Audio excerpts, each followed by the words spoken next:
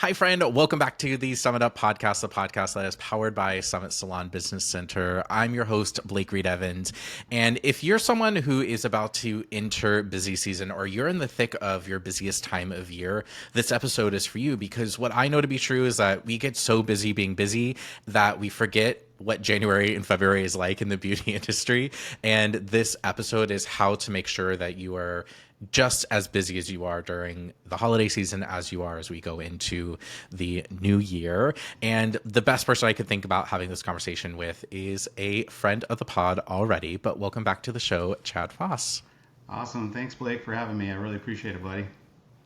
Yeah, I'm excited about this conversation because I see it happen time and time again. I'm 15 years into this industry, and something, we all groan about that like weird back to school before the holidays era, and everyone's like, I'm so slow, and everybody's rescheduling, and then you get so busy that you take it for granted, and then we kind of lose sight of some of the things that to protect ourselves, whenever it comes to January and February. So I'm excited to jump into that topic. And then also to the times this holiday season is very unique, I think, with the state of the world too. And just, how can we just lock in and focus on our business? So I'm excited about this conversation.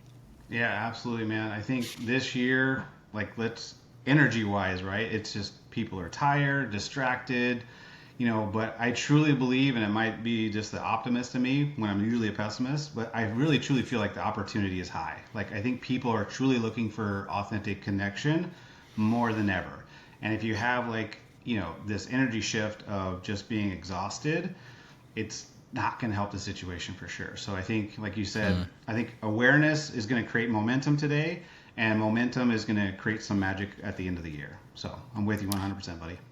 Yeah, awesome. Well, so when it comes to this time of year, obviously people are so busy that they forget about the little things that really lead to long-term success. I feel like they're just, they're cashing the check because they're busy. But then what happens when that money fountain stops flowing in, February 1st, So, so what are some things that we need to be aware of as we go into the holiday season? And I mean, we're now in the thick of it, but how do we prepare ourselves?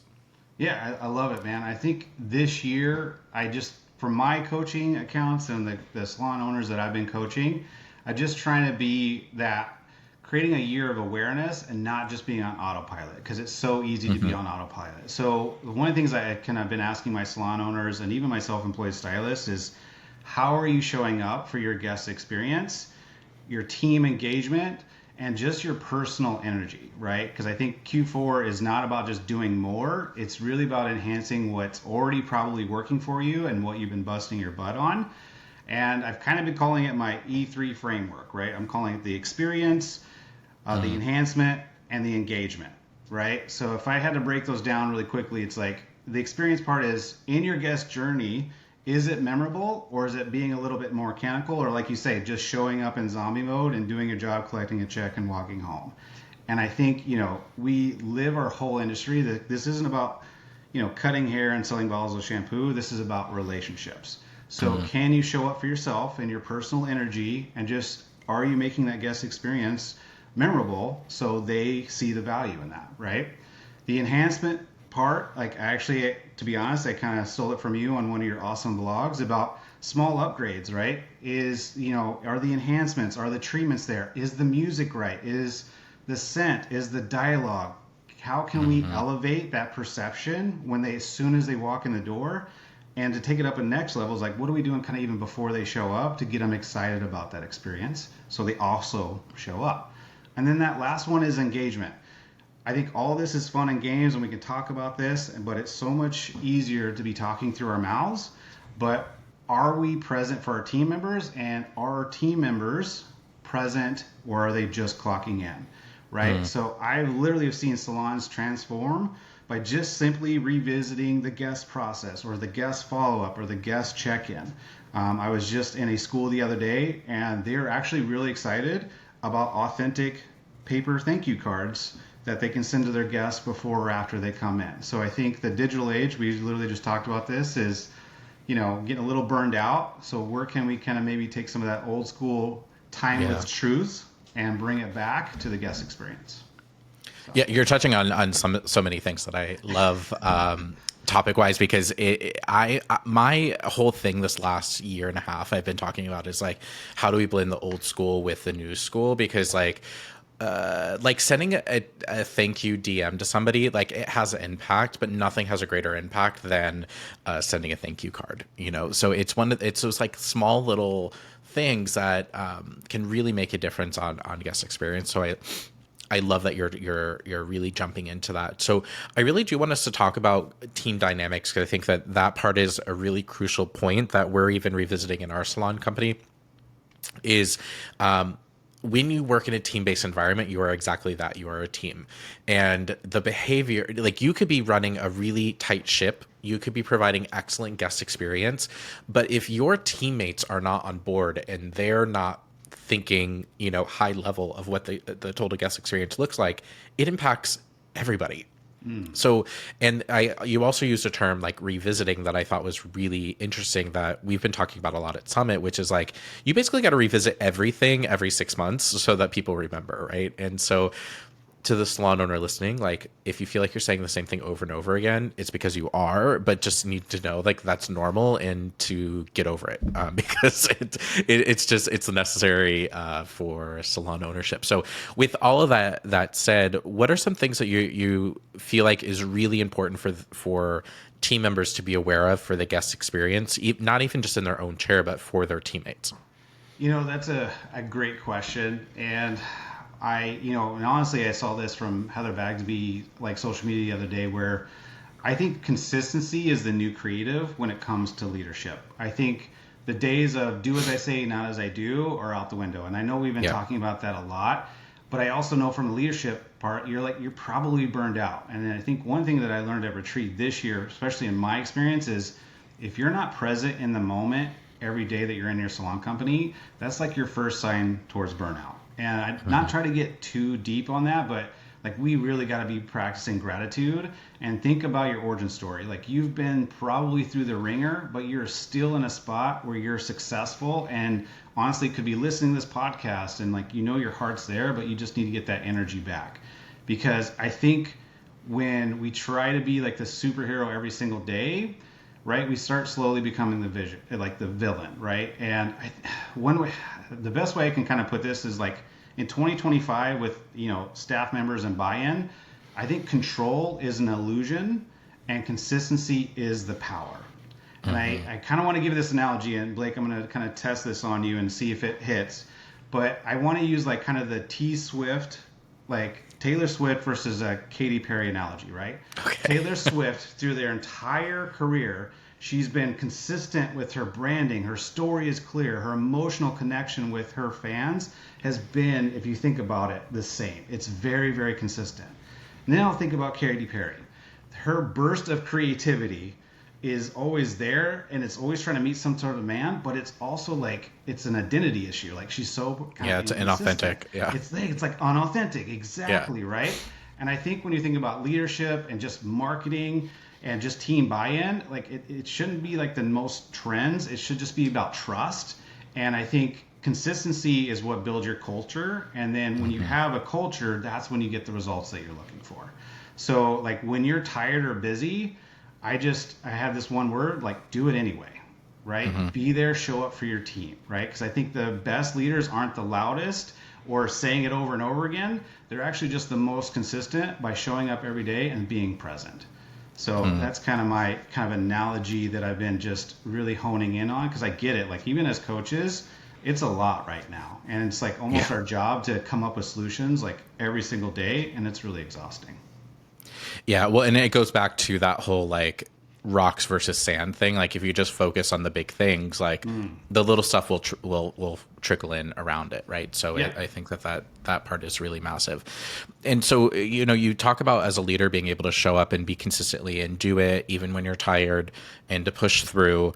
But our service providers, like they are going through it too, particularly because I honestly think it's because of the state of the world, particularly in the U.S., when we think about how heavy the news cycles have been, and we don't need to go down like any of that realm, but it's been really heavy, and it hasn't really let up. And it really, honestly, when I think about it, it doesn't matter where you fall on the spectrum of politics, it's just been really intense this entire time, right? And so with that said, the service providers are dealing with a lot more that I would argue is probably, and as a service provider, I'd probably say it's been even more intense than the pandemic.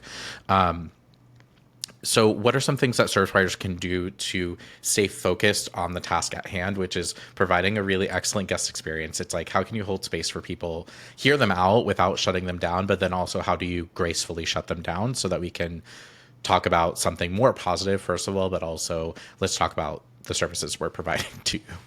Yeah, I love that. And what comes to mind to me is kind of like even just having a team meeting and getting everybody just to acknowledge those emotions and acknowledge what's kind of going around the world, but then refocusing it back on like the circle of control, right? And I think one of the things of the circle of control is the circle of influence is you can talk to somebody and say your piece, but that's it. It's up to the other person or the guest to make that choice if they're going to take that or not. And what this kind of reminds me right now, especially when it's slower, is honestly a script I used during COVID when my team was just totally burned out. And I know that was 5 years ago, and I hate to bring it up, but I feel like as a millennial and Gen Z, like I think I saw a podcast. It's like, can we get a break in this generation? Like it feels like every 5 years there's like something going on. Yeah, I mean, honestly, like I wish I could just live through like precedented times. Just like give me a year, that would be freaking amazing. It's always something. It's been downhill since I was 10, since 2001. Like it's just been downhill. Yeah, I was literally a furniture salesman during like the house crisis. So if you want to talk about being super busy to like literally crickets, for days and days, and just being in your head and questioning everything about yourself. But I think the script that comes out to you, like you said, to the service providers and the salon owners that are listening, or even service providers that are listening, like I think at the end of the day, you control the conversation. You're the professional. You're the service provider. So let's serve our guests, because sometimes they don't even know that they're doing it. But the script I always gave my staff that worked really, really well was, it's like, when they start going down this tangent or negative like kind of place, just be like, hey, Vanessa, can we just, I love this conversation, and I love you, but can we just put the world on hold and just maybe talk about a couple things that you're grateful for or that's brought you some excitement lately? And then let's change that conversation. And it really just like, catches them. And it's like, because it's so easy to kind of spiral, right? It's almost human nature to think negatively about things. But I think where we can take our control back and just, be in charge of our own emotional intelligence is just start that conversation like, hey, I get it. There's a lot going on. I'm with you. But let's put the world on hold and talk about some things that, that we're grateful for, or what's going on with your family that it's really exciting you. So that's what I would definitely recommend. Yeah, I love the idea of redirection. Also, for hairstylists, all you need to say is the word, we should make your hair pink or add extensions, and immediately everything goes away. Because the second you say the word extensions, even if they're not into it, they're like, really? Even if they're not going to do it, but at least you can divert their attention. But yeah, I love the idea also of spending it into a positive conversation. Now, one thing that I think that is really interesting, because the two things that always go out the window when we're busy as service providers is retail, separate conversation, but then rebooks, right? Because we're so busy that we can't even think about, like walking over to the computer and booking their next appointment. Like, really, how crucial are rebooks for making sure that you are good in January and February when it's notoriously slow in the industry? Yeah, that definitely is a great strategy that I think is huge now more than ever. I know one of the things that come to mind for me that I did a little video for my salon owners is, I think the statistic I heard from somebody, from one of our mentors, is like, you're going to see about 90% of your clients in the months of November, December. So that is a great way to create consistency and have that conversation is, hey, I know like it's crazy right now, but again, to maintain this look, I'd love to see you. And I think if we can incentivize them, because we also know that they're broke in January and February, let's just be honest. So if there's some kind of I would almost say aggressive or really highly value based promotion that you can offer. It's like if you rebook your next 2 visits, or a gift card promotion where it's like if they buy one now, they can, use it in January, February when money is a little bit tighter. Or again, I've also, I think, borrowed this from you. It's like if they buy a holiday kit this year, that I know some of those price points are around $99.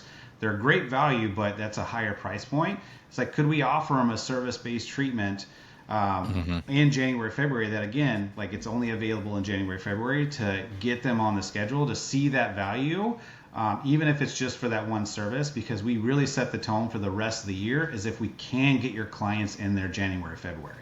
And I know a lot of clients don't even know what they're doing next week, but you've got to make it about them, right? It's like, you're going to be busy, like, right? Your schedule is going to be chaotic, right? So it's so much easier to, in my opinion, get somebody on your appointment book and reschedule them than to schedule something fresh when they're probably 2 to 3 weeks out in their favorite spot.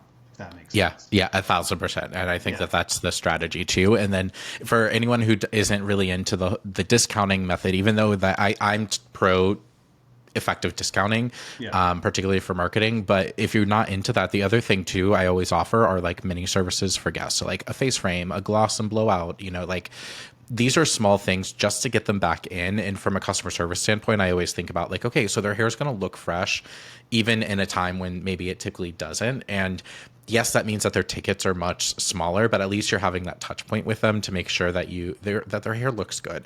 And that has changed my entire framework of my business in the last couple of years as people are spreading their appointments out further and further. Is now I'm thinking, okay, so maybe, they're not going to come in for a full foil every 8 weeks like they used to, but at that 8-week point, like, can they come in for a gloss and a blowout, or just a gloss, a treatment, and leave? Like, they don't even need to get a blowout if they want to save some money. There's so many different ways that I've learned in terms of customer experience to make sure that we're making sure that their hair looks good, but then also on the business side of things, of course, that they're having coming in more. But that goes to show you how important referrals are now more than ever, because we have to increase our guest count, because it's not like it was the last 5 years. We have to have new clients. So can we talk about ways that you would recommend for people to also ask for referrals? Because I think that now is the best time of year to ask for referrals, because your clients and your guests are seeing people a lot more than they maybe typically do throughout the rest of the year. Yeah, I mean, the referral conversation, I think referrals, I think, to define it, right, is any guest that's requesting you before they come in. So a referral is coming from many different places now. But again, like, your clients are your billboard. So are you creating a raving fan experience to where that look, that style, their confidence when they're glowing outside of the salon, is that represented in your brand, for the clients to have that conversation? Right. So I think for me, it's again, being intentional is the key thing, is letting them know, like, hey, if I think, it's understanding and having a plan as well. So for me, it's like, hey, I see that you've been going 4 weeks longer than you did the rest of the year. Just know, like, come up with a customized plan. And if your beauty budget is out of whack, just know I have this referral program. So it's like, we're coming up with solutions. We're not just discounting to discount. We're really marketing to the guest, right? So, and for me, I'm a value-based guy. To your point, like, I'm not about just discounting to discount, but there's a difference between offering value and then a marketing plan with an incentive, right? So it's just making sure that you're consistent, and then looking at your client base, and it's like, is this client the kind of demographic that I want? And you need to add that to your career path planner, or you need to plan it and be intentional for the day, and make sure you're just having that honest conversation. It's like, hey, I know you feel confident. I know you're going to look beautiful, and you're going to get a ton of compliments. Just know that I am taking on some new clients, and I would love to see them at my chair, and let me direct message you or let you know what that special is. So when they do that, you have something to give them. I love a digital referral card, because every client has their phone on them at all time, and it's just like, I either airdrop it to them or text it through our Salon software, or I direct message them through Instagram, and then I have them save it to their phone under their favorites, so that way they can either airdrop it or send it to that friend or family member, right? And I think it needs to be aggressive enough because let's be honest, people don't really like change. So it needs to be something aggressive enough where it's worth trying out. And I think both parties, the referee and the referrer, should get that special as well. So make sure you're aggressive and intentional, and make sure it's a part of the brand that you're trying to impact, right? But I think the first one is you got to have the conversation, right? You got to put yourself out. I think, again, it goes back to it's the mindset of, if you're fearful, if you're fear of rejection, if you're fear they're going to say no, like, do it anyway, right? Your life is going to open up so much if you can do hard things, right? You can have that conversation and just do it anyway. Get out of your head, because the more people you talk to, the more likely that people will come in and be a brand new client. Well, I love that you're saying that, because I think that a lot of the time people are scared of looking desperate when they're asking for referrals. And honestly, there's nothing. Well, first of all, I mean, I remember being desperate, like quite literally I was desperate. Like, I'm like, please send me your people. I need to put food on my table. But even if you're not in that space, because if you are, like, you are, right? So like, hustle. But to me, there's nothing cringe about someone wanting to grow their business. And anyone who doesn't like that, like, that says a lot more about them than it will ever say about you. But I think that part of it is so crucial. It's like, if you're growing your business, like, grow it. Like, I've honestly seen a really big rise in Summit stylists who are like on the verge of even promotions. They're just saying it out loud, being like, I'm like 3 shampoo bottles away from jumping. Like, who can help me? And I think that, like, that level of vulnerability, it really builds your relationship with your guests and lets them know who you are as an individual, and takes them along the ride with you. But I also think that it's okay to, like, say it out loud, and so I think that part is really really magical in what I'm seeing people putting themselves out there. It's like, I'm trying to grow my business, so, like, please help me. And I think that, I know it's a lot easier said than done, but, like, just putting yourself out there, I think, is so wickedly important. So thank you for bringing that up. We did a workshop in a salon company called Brand Impact with Kim Light, and we were also talking about just online referrals. Like, your in-salon clients are going to be your biggest cheerleader. Make sure you give them a reason to be your cheerleader. But on the digital side, one thing that we recommend, I'm a big fan of karma and just manifestation. If you're feeling cringe, make sure you spread the love to other local businesses. I feel like sometimes I had a stylist tell me, it's like, I hate asking for this. And it's like, well, why? And it's like, well, I feel like I'm begging. It's like, well, if you're supporting other local businesses, do you feel you could feel better about that by them supporting you? So we truly recommend, like, if you're slower, start supporting your local community and local business. I don't care if it's a coffee shop, boutique. I think every single day you should be liking to post and commenting, like, oh, I can't wait to try that, or I love that dress, it's beautiful. Like, really reach out to your community, because to me and the service providers I coach, it's like, wow, and then they're getting a ton of referrals that way by just seeing that connection. Because as soon as you're on Instagram and see those notifications, like, oh wow, who's supporting me? And then you see that, and then they're going to follow you back, and then that way it's just more of a give and take, and karma and just manifestation, just good vibes is what it's really about right now. Yeah, I love that too. I'm really pro, like, leaving reviews for small businesses, obviously as a small business, but I totally believe in that karma aspect of it, because I think that it's so important. Like, to me, it's so important. I've also developed some really good relationships just by, like, commenting on local businesses, and, like, made some connections that way, and, like, met some really incredible guests, and found out about some really cool businesses in the area, because my area is, like, booming right now, and it continues to, and I keep meeting some really cool people, finding out some really incredible businesses, or, like, I mean, I've even seen some of these really amazing, like, health and wellness day clubs, and, like, there's just a lot of really cool stuff happening, and I wouldn't have found that out if I'm not paying attention to local businesses in my area. So that's incredible. So I also want us to start thinking about, or I would love to also shift gears to really start thinking about the beginning of the year, because the beginning of the year is notoriously slow. Typically, we're busy about that first week of January when people are still, like, happy. Or they're motivated by their New Year's resolution, right? Yeah, totally. Yeah. Like, I'm going to treat myself, or whatever. But then something happens mid-January, and then through February, it's notoriously slow in our industry. So if we get to that point and we are slower than we anticipated, what are some things that we can focus on when we have downtime? What are some things that we should be doing to help grow ourselves? Yeah, and for me, I think it's just a lot of self-development as well. I think the best investment you can make, especially money-wise, is in yourself or in downtime. Yeah. Like keep yourself busy. Again, reaching out to your community, supporting that. Talking about your goals online. I think authenticity online is such a huge thing. Again, like I truly believe in this industry, and if no one's told you this lately, like you are enough, but at the same time, you can do hard things. And putting yourself out there when there's a lot of negativity out there, I think really motivates people. And this is where this industry is so powerful, where we are an influencer in our own network of people. And, you got to kind of ask yourself, what can I do today just to make myself a little bit better, right? Self-development is so huge because we're so far into our head, and those emotions are real, but what are we doing to try to better ourselves? So, and I think that also, again, starts with leadership and making sure as a leader that you're stepping up and being confident in yourself, caring for your team, and just making sure that there is a little bit of accountability. Like, I think sometimes owners feel like they're micromanaged because I'm sure their salon owner was kind of in a stage in their life where they were either a victim or a villain.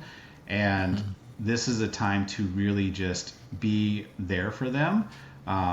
Because one thing I've learned as a leader is like you can support them, give them the tools, give them the to-do list, but at the end of the day, you can't do it for them, right? And I think at the end of the day, you have to be on purpose, know your core values, and just stay intentional, right? That's where I try to set myself apart by leading by example. And just, I think also at the new year, I might be a little controversial, is I think you should have a little fun. I think sometimes it's a busy season, November, December, January is better, but like, I think that's a good time to like relook at your bios, relook at your, website, reconnect with your team. I know a lot of salon companies will actually have their Christmas party in January or February instead of at the end of the year. One, it's cost effective, which as a money guy, I love. But I think that's also... Yeah, we do ours in November. Yeah. It's crazy, right? So I know. I think, my business partner always says we have Halloween on Christmas because it's like actually it's the other way around, Christmas on Halloween because because it's it's cost effective and also people are so busy in December. So right. Yeah, it's good. Yeah. So I think January, February is a good time to be reconnecting with your team and kind of going from there because I just I think confidence is typically where you're caring for your team, but also just knowing the end result before it happens.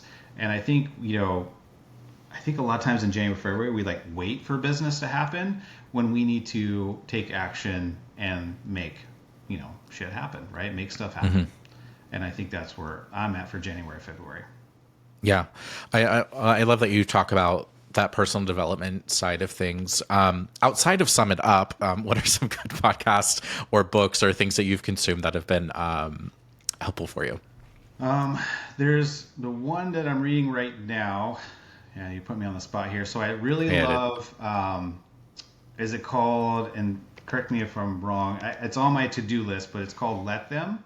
Oh yeah, Let Them Theory by by Mel Robbins. We've talked about it probably 1,000 times on the podcast when I was reading it because it validated honestly my ethos as a human being and like how I have interacted with the world since a child, honestly, and then also re-solidified different things and opened up my eyes to different aspects. Like that book changed my life and also just made me realize my whole demeanor I was right. It's exactly how I viewed it. I mean, I'd like to think that I was right, but that book completely changed everything for me.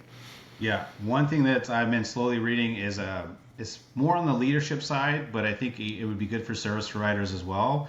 And me and Shannon are actually at Unplugged doing a seminar based off of this, and it's called Hero on a Mission, The Power of Finding Your Role in Life.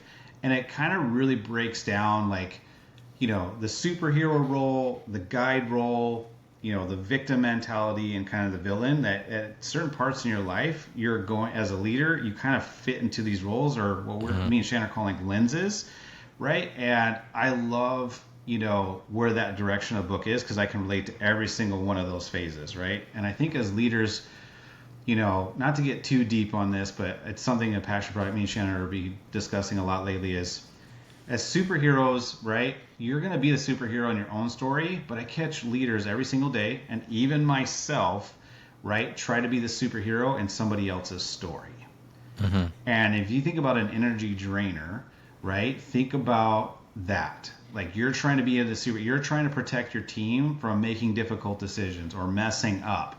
And that is causing a ton of anxiety. And then you're also wondering why your team isn't stepping up for you. Because the reason where you're at is because you've had a lot of trip ups, roadblocks, a lot of stuff that's happened in your life that actually made you stronger because you experienced that. And then all of a sudden, we're trying to protect our team from that. And what this book says is that's not really good for them. And I'm probably aged myself, but think of yourself as like, we don't need you in 2026 to be the Karate Kid. We actually need you to be Mr. Miyagi. Right? And think about that. Yeah, well, that's so massive because it kind of, that what you described kind of reminds me of the drama triangle, which is like understanding that like when you're the hero, you could very easily become the villain because you're being overly helpful. Like just this, the act of being helpful can be really annoying and can piss people off. So I think that that's a really great. I can't wait to first of all, I can't wait to read the book, but second of all, I cannot wait for the session at Unplugged because I will be there. I cannot wait. We actually have so many of our team members coming too, and I'm so excited. I feel so thankful that Summit does this and focuses on these kind of topics. And that session, I'm so excited for. So I'm going to encourage all my team to go to that because that's like that specifically. I feel like is such a hard thing to swallow because it takes such an intense level of self-awareness that I remember. Trying to swallow that pill, realizing as a helpful person that I could be making people mad along the way. That took a long time to grasp but it makes sense now on the other side of things. So I love that. So we're going to be Mr. Miyagi. Yeah, I think even as a coach, right. As a coach, it happens to me like when I hear like a stylist who's like, well, Chad said to do it this way. I'm just like, that's my trigger. Like, oh my God, as a coach, like that's my trigger. Like, oh my gosh, like that's not what this is about. Right. Your salon owner is really supposed to be your guy. Like, I don't need to be your superhero. Like, I will help you whenever you need. But I think Jordan Peterson says a bit, like I have a 6-year-old, and one of my kind of parenting philosophies is you got to let your kids do dangerous things carefully. If you protect them from everything, they're not going to grow into strong professionals or leaders in the future. And that's been my eye-opening, and that's why like I can't wait for Unplugged. 2 things I'm excited for is I love all the new workshops. I've kind of got a mini sneak peek. They're going to be really immersive, a lot of breakout sessions, so they're not just going to be kind of lectures. And the second thing dude, you killed it last year, and on the outfit situation. I was pretty much. I've got to start thinking about it now. Because you have me thinking about January, and I was like, shit. I was like, January's tomorrow now. So it's going to be here before you know it, right? I'm with you. Yeah. So yeah, man, you killed it last year. I was pretty much a fanboy. Like every day, I was like, dude, this outfit is like, you're killing it right now. So, but yeah, man, I'm really excited about it. But I think that book right now, The Hero on Mission, it's just really helping me that you can be at different paths and at different scenarios at different times. But I'm kind of a movie buff, and I'm pretty much an expert in superheroes because I've pretty much watched every Marvel movie twice, right? So it makes me an expert. But it's like, I think it's in Batman where it says like, you will be the superhero long enough to turn into the villain. I love that. All right. And I think like, to me, like, as far as the point I'm in, but as a leader, you got to kind of think about that. And what resonated with me, every new salon owner probably left a salon company where the old salon owner had the best intentions, had a vision, and was the superhero, but eventually became the villain, and that's why you left. Right? So I really want you not to get too deep, on today, but it's something that really needs to be impactful and something you need to be thinking about. every single day is how can I support my team and not how can I do it for my team or I'll take care of it. If you hear yourself saying I'll just take care of it, I think you're already going in the wrong direction. So. Well, thank you so much for that, because I think that this is such a great way to kind of like go into the busiest time of year because we're already here, and then for things for us to think about in January and in all of those incredible things. So, with that said, I know we've asked you before, but this answer can change. But what does happiness mean to you? Happiness to me is, elevating this industry. I am so passionate about, hearing about service providers, buying the house for the very first time or making more income than ever.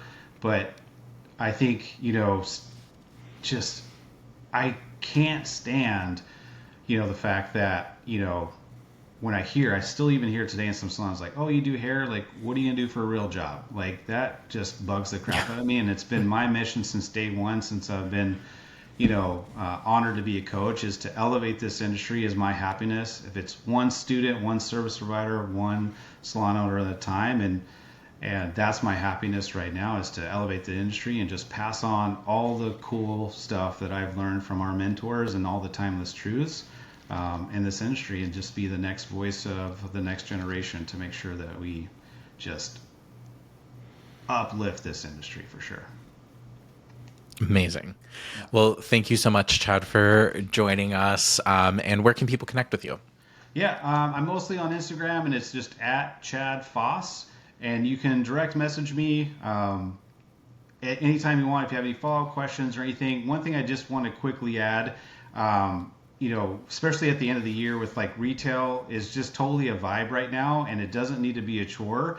I have some really fun like team meeting engagement exercises that literally break down what you need, how to do it, and just I really want to bring fun into retail and to aftercare into this holiday season.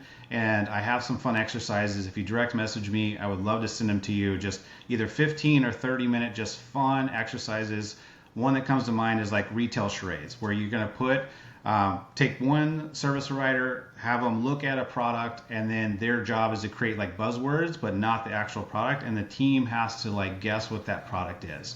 So I think if we can start bringing retail back into the conversation and build confidence without just PK classes and make it fun, it's really enhancing my salon companies and just really seeing some really good results. So, yeah. I love that. Thank you so much for that. Yeah.